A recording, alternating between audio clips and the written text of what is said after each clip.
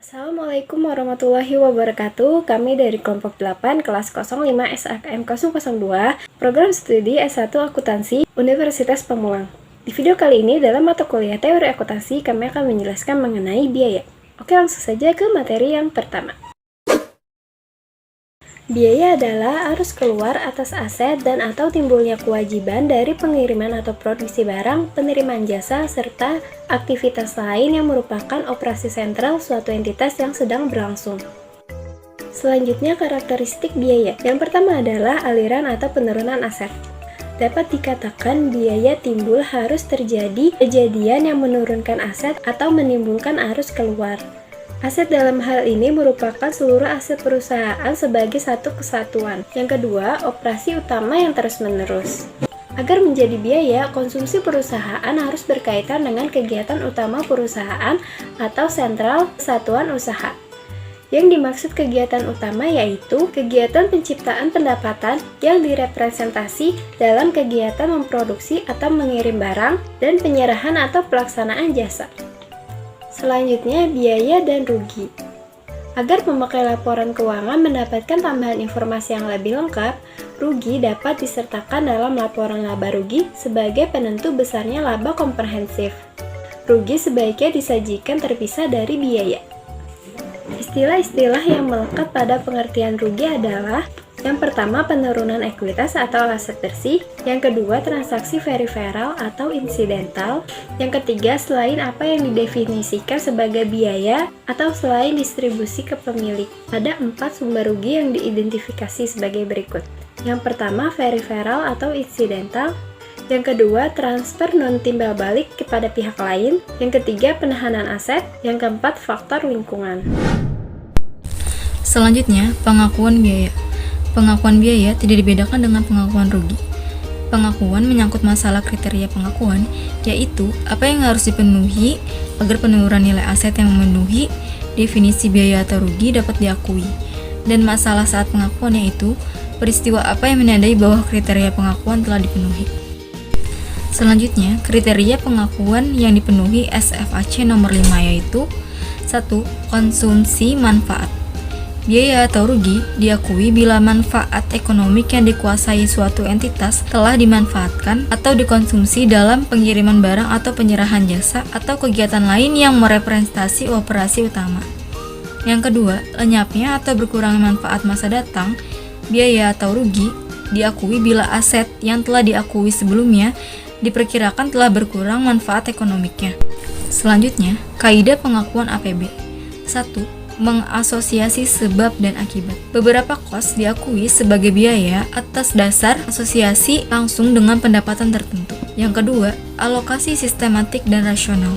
Bila tidak ada cara langsung untuk mengasosiasi sebab dan akibat, beberapa kos diasosiasi dengan biaya atas dasar usaha untuk mengalokasi sistematik dan rasional ke beberapa periode yang diperkirakan menikmati manfaat. Yang ketiga, pengakuan segera. Beberapa kos diasosiasi dengan periode berjalan sebagai biaya karena 1. Kos yang terjadi dalam periode sebelumnya tidak memberi manfaat masa datang yang cukup nyata. Dan yang kedua, kos yang dicatat sebagai aset dalam periode-periode sebelumnya tidak lagi mempunyai manfaat ekonomik yang nyata. Selanjutnya, hubungan kos dan biaya. Kos adalah pengukur biaya atau biaya direpresentasi dengan kos, sehingga secara teknis dan praktis, biaya sering disebut dengan kos, karena kos melekat di dalamnya. Tetapi, kos tidak selalu dikatakan biaya, karena kos juga dapat merepresentasi aset.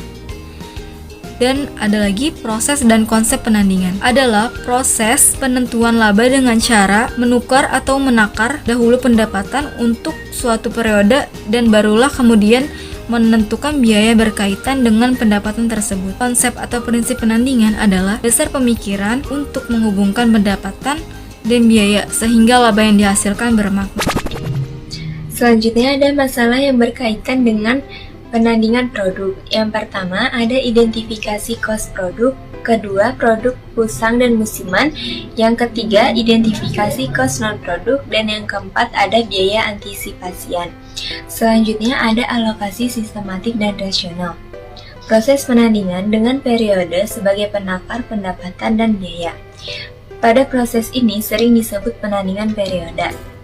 Alasan yang mendukung dasar penandingan ini adalah sebagai berikut. Yang pertama, banyak jenis periode yang berkaitan secara tidak langsung dengan pendapatan. Yang kedua, sulit untuk mencari kaitan langsung antara biaya-biaya tertentu dengan pendapatan. Yang ketiga, penundaan kurang tepat. Yang keempat, bila kejadian sifatnya normal, terjadi tepat tanding secara rupiah, sehingga tidak mempengaruhi laba. Yang terakhir, secara teknis, kos harus alokasi atau dipecah. Selanjutnya, alokasi kos bergabung dan kos bersama. Kos bergabung terjadi karena satu fasilitas atau proses terpaksa digunakan untuk mengolah beberapa produk sekaligus. Sedangkan kos bersama tidak diserap langsung oleh produk, tetapi diserap melalui departemen produksi. Selanjutnya ada alokasi bukan sarana pemerataan laba. Dalam akuntansi manajerial, dikenal metode yang disebut pengokosan normal. Dengan metode ini, dibebankan ke produk atas dasar tarif taksiran untuk suatu periode. Tujuannya adalah agar kos produksi untuk periode intern bulanan menggambarkan kos yang tepat dibanding kos aktual periode tersebut. Selanjutnya, ada pendekatan non-alokasi.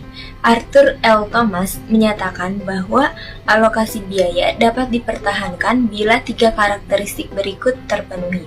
Yang pertama, ada ketertambahan, kedua, ada ketakraguan, dan yang ketiga, ada keterpertahankan.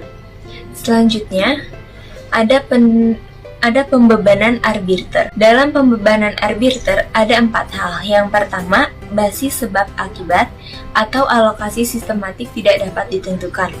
Yang kedua, penangguhan tidak layak. Yang ketiga, alasan kepraktisan. Dan yang keempat, tidak harus merupakan rugi. Selanjutnya akan dijelaskan oleh rekan saya.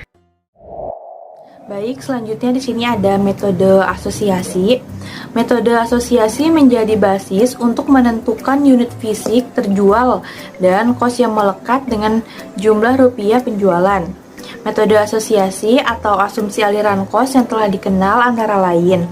Yang pertama ada identifikasi khusus, yang kedua ada masuk pertama, keluar pertama atau MPKP, lalu yang ketiga ada rata-rata berbobot, yang keempat sediaan normal, lalu yang terakhir, yang kelima ada masuk terakhir, keluar pertama atau MTKP. Selanjutnya di sini ada fasilitas fisis. Dalam hal fasilitas fisis, kos yang terjadi pada saat pengelolaan pada umumnya diakui sebagai aset dan baru kemudian kos tersebut diakui sebagai biaya sesuai dengan pola penyerapan manfaat yang direpresentasi dengan kos. Adapun karakteristik dari fasilitas fisis, yang pertama, berwujud fisis dan dikuasai oleh perusahaan untuk mengelola dan memperlancar kegiatan operasi perusahaan. Yang kedua, pada umumnya berumur panjang. Lalu yang ketiga, bernilai bagi perusahaan. Yang keempat, merupakan aset non-moneter dan manfaatnya yang dapat diberikan berupa potensi jasa. Adapun tujuan pelaporan, yang pertama, menentukan penggunaan jasa dalam satu periode yang diperkirakan telah menghasilkan pendapatan. Yang kedua, memberi informasi kepada pemakai laporan tentang kualitas fisis dan kapasitas atau daya yang masih melekat pada aset fisis tersebut. Selanjutnya, ada penyajian biaya. Penyajian biaya tidak dapat dilepaskan dari penyajian pendapatan jasa, dan saran untuk itu adalah statement laba atau rugi, penyajian elemen pendapatan, utang, biaya, dan rugi bertanggung pada konsep tentang apa yang membentuk laba. Baik, untuk kesimpulannya, dari pembahasan di atas dapat kita simpulkan bahwa biaya mempunyai 2 karakteristik utama, yaitu aliran atau penurunan aset atau kenaikan kewajiban dan berkaitan dengan operasi utama yang terus-menerus. Rugi dibedakan dengan biaya karena timbul dari sumber yang secara tidak langsung berkaitan dengan operasi utama. Dan untuk menentukan kos produk yang tepat, alokasi internal merupakan kebutuhan. Sekian penyampaian materi dari kelompok kami. Semoga video ini dapat bermanfaat bagi kita semua. Terima kasih.